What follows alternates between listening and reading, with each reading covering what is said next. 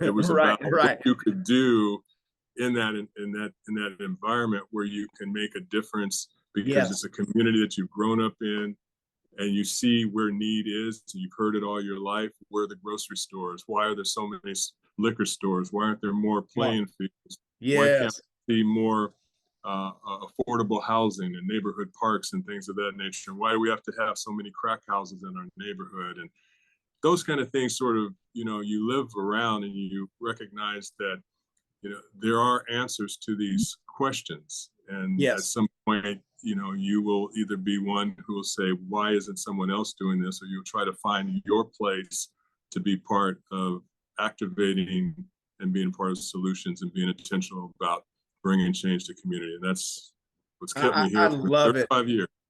I love that. Welcome to A Better You podcast. Let's start today to develop a better you. This podcast takes on life's challenges and obstacles, such as overcoming addictions, behaviors, midlife career changes, to keeping your family together. The show that gives you take-home assignments.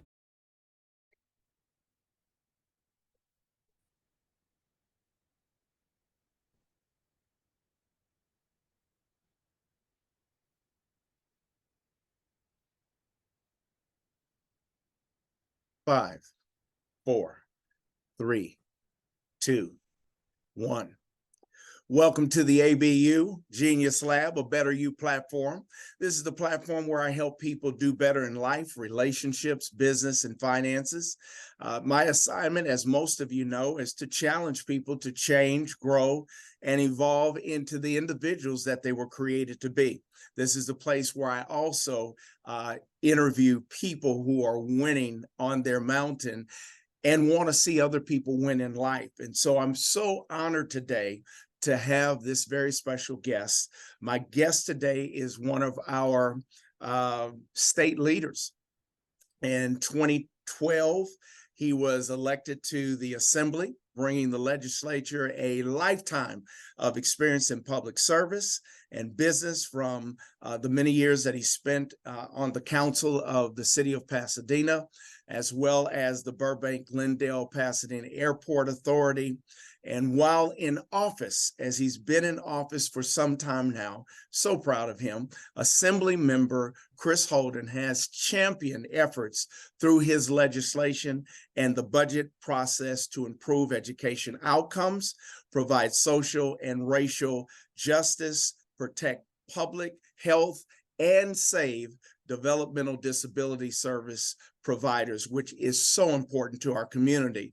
I love it that he supports legislation that grows our economy. I'll say that again. He supports legislation that grows our economy, protects our environment, strengthens our infrastructure, and supports working families. He himself is a family man. He also is not ashamed to say that he loves God. And I want to welcome on this platform my dear brother, Assemblyman Chris Holden. Praise God. Thank you, Pastor. It's good to see you, Pastor McFarland. As always. It's so good to have you on with me. It took some working for us to work it out to get you on. But I'm honored that you would join me on this platform. I know your heart for people. And I think one of the common things that we share aside from Christ is a heart to see our community thrive, for people to do better and receive the resources and tools necessary so that they can live their lives and experience the dream, so to speak. With that being said, how you doing? I'm doing well. I've always admired you and your leadership in not only the church that you lead, but the community. It is an amazing community that we live in. I'm doing exceedingly well. It's a lot of work. We've just finished up with the budget, and so we still have some other cleanup work to do. So the hard part I'd like to say is behind us, but when we come back from our spring break, we got a lot more work to do. Yes, yes, yes, yes, yes, yes. What's this journey been like for you? You know, sometimes we see political figures and we see them on top of the mountain, they're doing their thing, but they don't understand the process. They don't understand the journey Right. in the political arena. How's this journey been for you as well as your family? I mean, you have a beautiful family as well. Thank you. Thank you. Well, I can tell you that notwithstanding the fact that I have a dad who's been in politics for a good part of his life, and that was certainly a role model and someone that I could model after and see the way that he gave back to community and service. I actually didn't think that I would be in this place. I didn't think that that would be the path that I would follow. And I'll tell you, when I finished college at San Diego State and I came back home, uh, the first job I had was working at the East Los Angeles Juvenile Hall or Youth Detention Center. I had it was a night gig. I worked from 10 at night to 6 o'clock in the morning. And Wow. It was in that place that seeing young people who had circumstances in their life that put them in that particular circumstance or situation. And I thought that these young people are not that much younger than me. It caused me to have, I won't say an epiphany, but it had an awakening of sorts that it allowed Yes. me to be able to say, you know, my purpose has got to be greater than anything that's individual and Come on. focused, to be giving back, sharing. And I told my dad at that time, I saw where at that time the Loretta Glickman, who was the outgoing mayor, she was my city council person, although back there they were called board of directors, had decided that she was not going to run for reelection. It was at that time in 1985 that I decided that I wanted to not be a politician, but to be a public servant and to serve the people in the marketplace of the government and try to make the systems work better. And so I guess it was at that point that I kind of got ignited and connected. So the path, just to fast forward from 1985 to 1989, where I was first elected to the council, and then from 1989 to 2012, where I ran for the state assembly. And I'm in my 35th year of being elected representative. And so I think 35 years. 35 years. What, man, hold on one second. I just want to applaud you, give you your roses right now.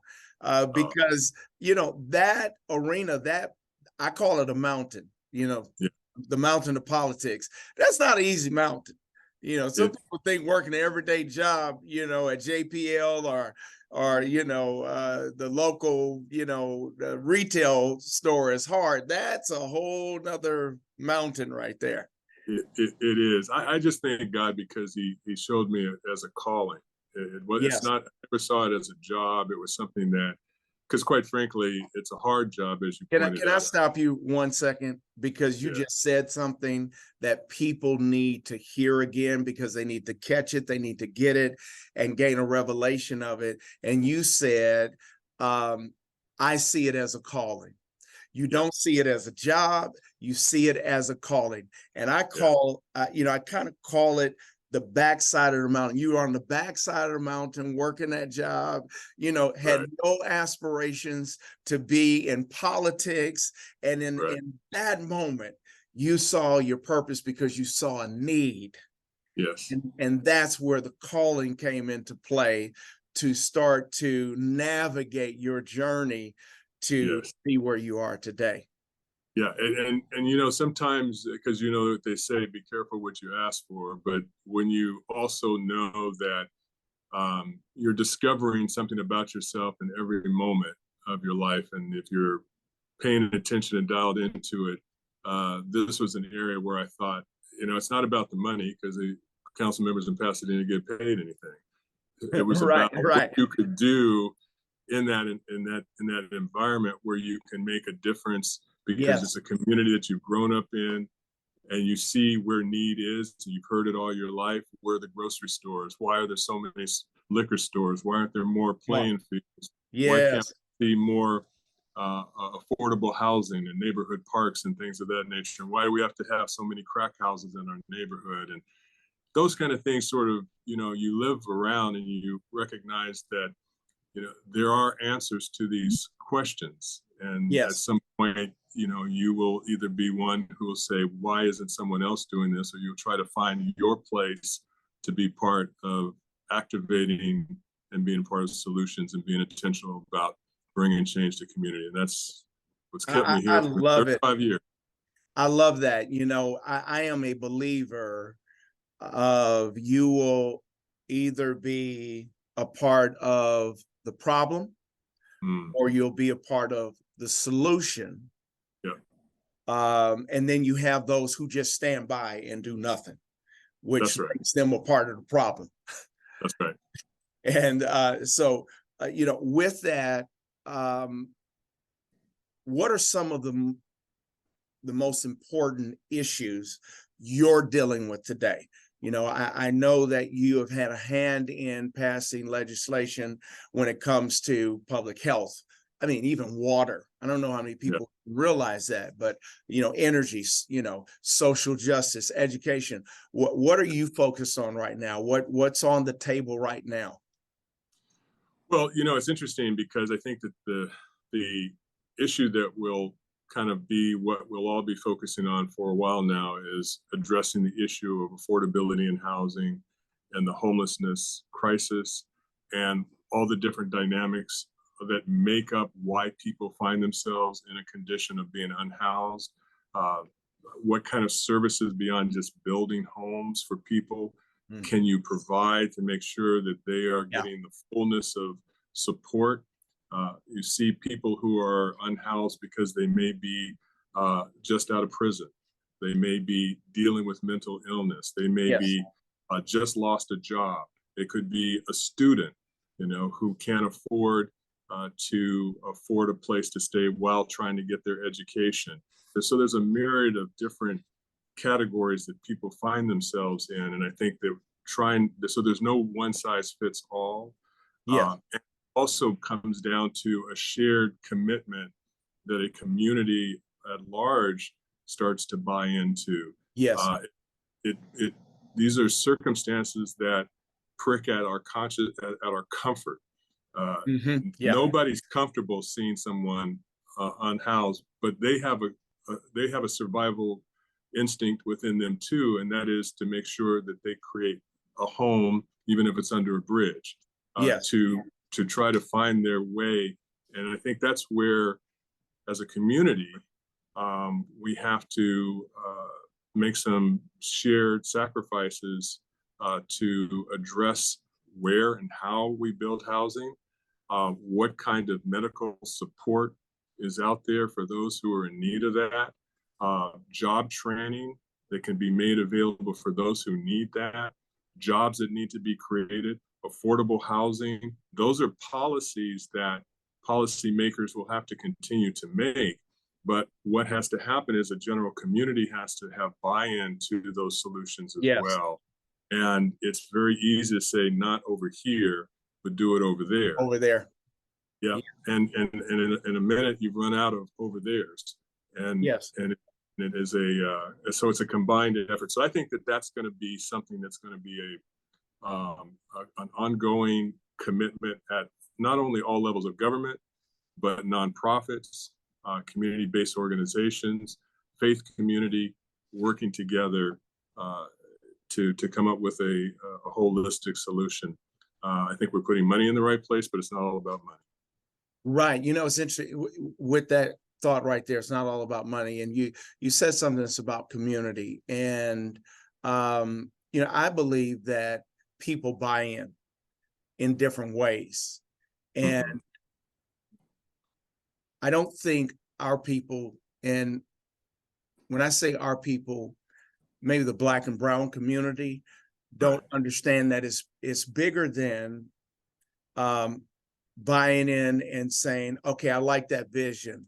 Yes, I see that that's a need, and that's something that we or you as a leader in our state needs to address.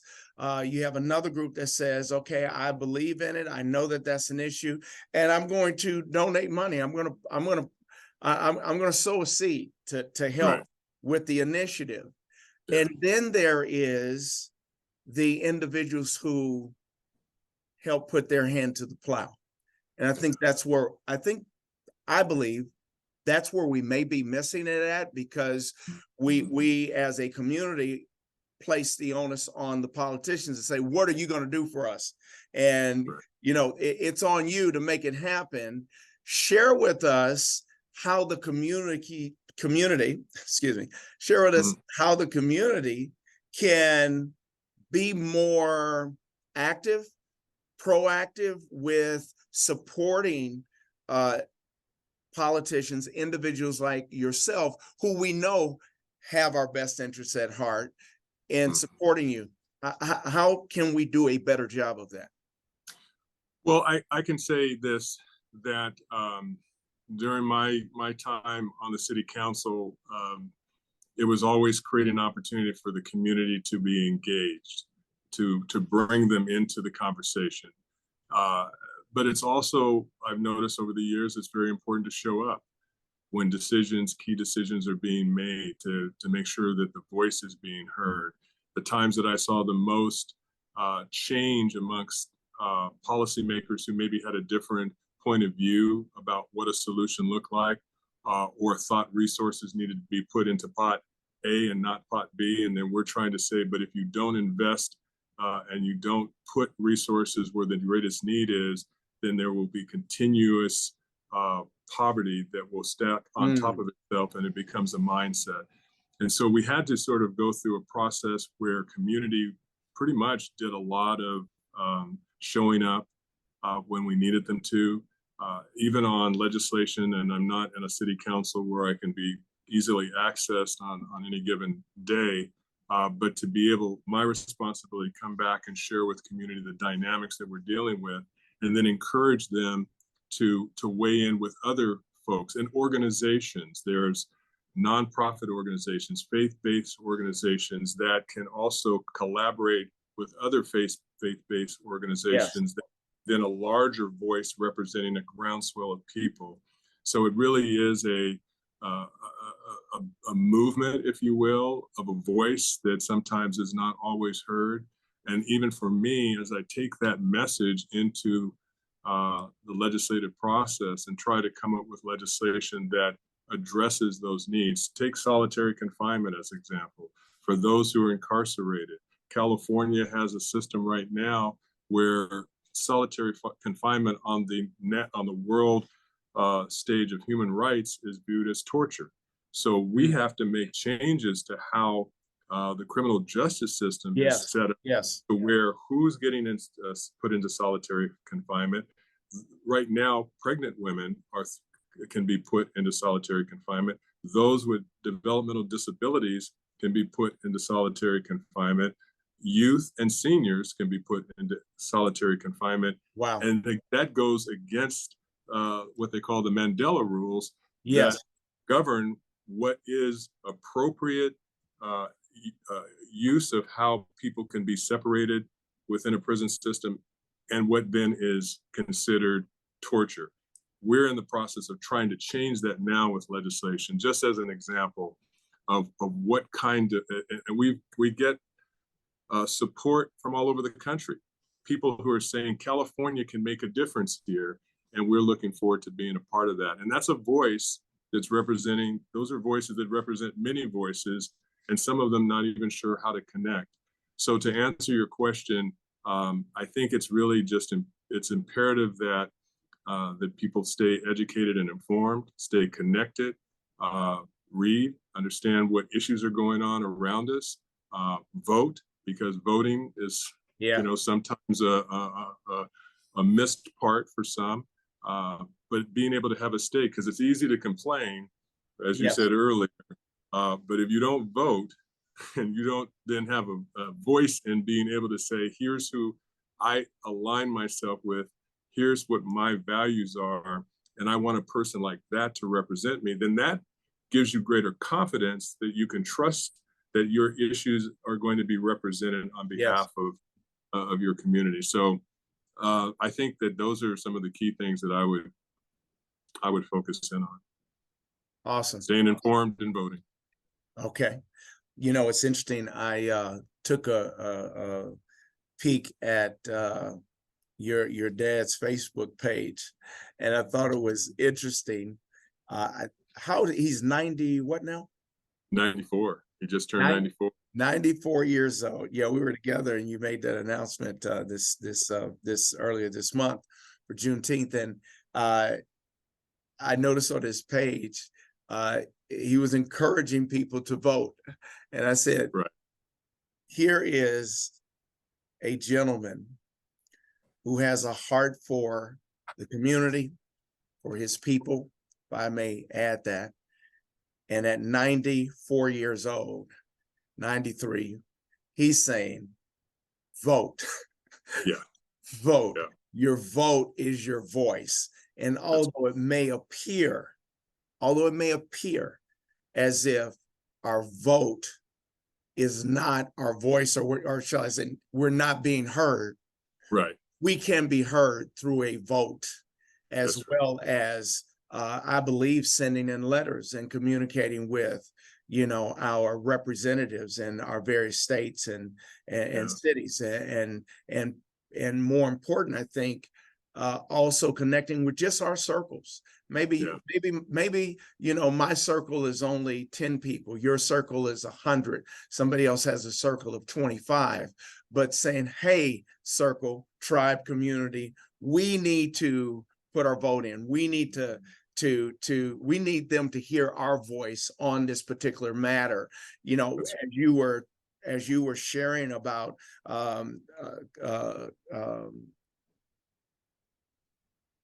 seniors and youth being in consolidated confinement, I'm not sure if people realize or understand what that is. Can you just expound on that just a little bit? Because there are some that are not familiar with the prison system. Sure. No, I think that's exactly right. Thank you for that. Well, solitary confinement is basically being separated into a cell the size of a mattress. In many cases, not having any outlets, and you're in that environment for extended hours of the day, sometimes up to 23, 24 hours a day. And then what happens is that over, in many cases, those who've been witnesses to our bill have talked about solitary confinement in such a way that it breaks the mental spirit.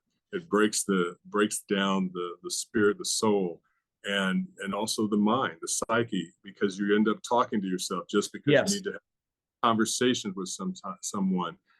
People have been in solitary confinement for years, if not decades. And so when they come out, their experiences that what they felt and how they felt was one that they were just so impacted from an emotional standpoint. I call it traumatized, trauma. That's exactly right. That's exactly right. And so what we're recognizing, without getting physical activity, without engaging with other people, without having that opportunity to, because we need people, we need the physical communication and physical touch, that absent that, it puts a person in a state of mind that can be very damaging to them long term. We had one witness tell us that they'd rather have been beaten than to be put in solitary confinement. So that tells you a lot right there. Yeah. I've got a note that slid in front of me that I'm due on the floor to present a bill. Okay. All right. Okay. But let me just say this about my dad too, because you raised him as someone who I think has been an amazing role model, not just to me, but to a larger community. He would fight always with tenacity on behalf of the people and those who really didn't have a voice or felt like they didn't have a voice. So that was what I saw growing up, someone who put it on the line, whether it was addressing issues of redlining and keeping minorities from being able to get reasonable rates on their insurance, or fighting for women to give them the right to get credit in their own name. He took some very important civil rights steps in the appropriate time at the appropriate in that day. And his passion for serving the public is second to none. And so I'm pleased to have been able to call him dad, and glean a little bit of what Yes. he represented. Yeah, you're his legacy. And I hope I know I represent him well. You do. And this community, I believe, irregardless of the political differences within the community, I know that this community sees you as a phenomenal son, as well as an extension of his legacy. Before I let you go, I just have one question for you, a wisdom question for you to share with people for life. And that is, what has been the greatest hurdle you've had to overcome in life? The greatest hurdle, I would say, they say the battle is in the mind, is when you feel like you put it all out there and maybe nobody appreciated what you were doing. Yes. And you're kind of like Gideon toiling in the fields, and then all of a sudden you get a word that says, step forward. I got a purpose for you. Sometimes, we talk about a lot of these bills, but what goes into getting them through a process, fighting opposition, having people misrepresent what you're trying to say or do. And in this society nowadays, people are losing track of what the truth is. Yes, sir. To be able to stay focused on, and I always hear the Spirit of the Lord say, one step at a time. Yes, sir. In other words, don't get too far ahead of me. Just walk with me. Yes. And I think that has helped me in an innumerable way, because sometimes you can beat yourself up, but you got to stay the course, keep working hard, nose to the grindstone, and the discipline and the perseverance that it takes to make your way through the process to get to the other side, so that, as you pointed out, you find your way making yourself on the other side of the mountain. So we're logging some time. I love it. That is so awesome. Real quick, 30 seconds. What's next for you? I know what's next for you. What's next for you beyond Assemblyman? Well, I appreciate that. So I term out, and my 12 years will expire next year in 2012.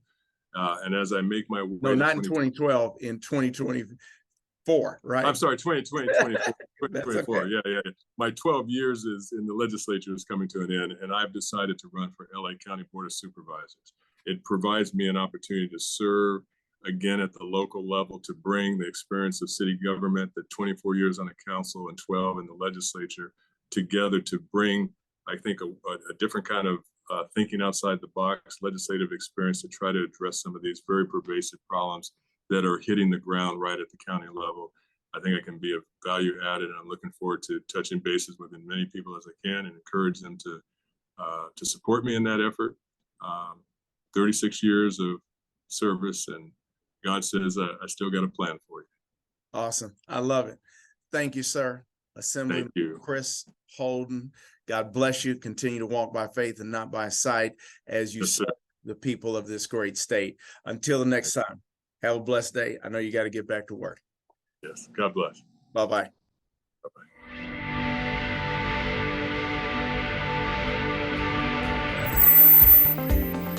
Thank you for tuning into A Better You program with Anthony McFarland.